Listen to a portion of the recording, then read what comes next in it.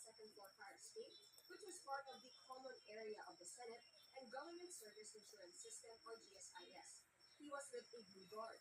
Yung request po kasi sa amin na sulat na natanggap ng alas 5:08 p.m. po kahapon mula po kay GM Piloso is to secure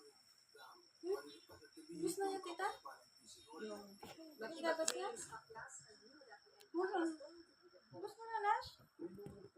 Maligam lang. Ano lang naman? Maligam lang. Gusto niya.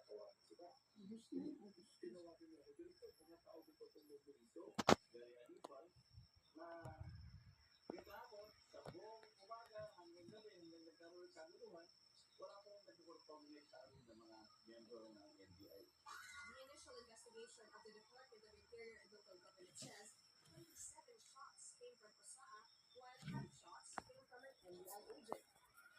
Kasi procedure talaga namin sa law enforcement na pag kami ay ginarel, pagpapagutok po kami ng most superior court para po hindi sila makapag-atake sa amin.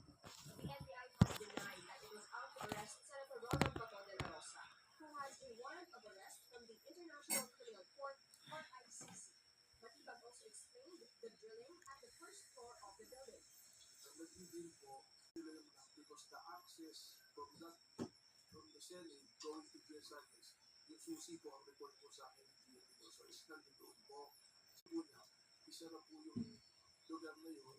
Kasi Nash, dito ka matulog. napasok na raw po. Apo. According to Matibag, the agents did not help but think that the shooting was a diversion so that De La Rosa could leave the Senate. Ablasca and Cayetano have denied this. Senator Ronald Bato de la Rosa has left the Senate.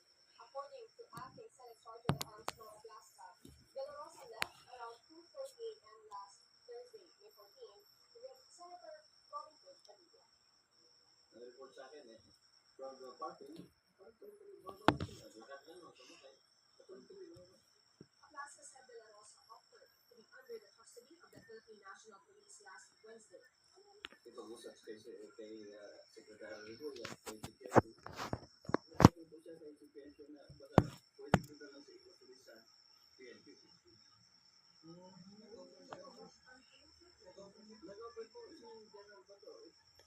Chief General Jose Meneses Capiz Jr. supposedly said they will study the offer. The PNP leadership was mum when sought for comment. ABS-CBN is still getting the side of their packets. During an interview on Thursday, Ablasca became emotional while describing how he felt for De La Rosa. The senator is his classmate in the Philippine Military Academy.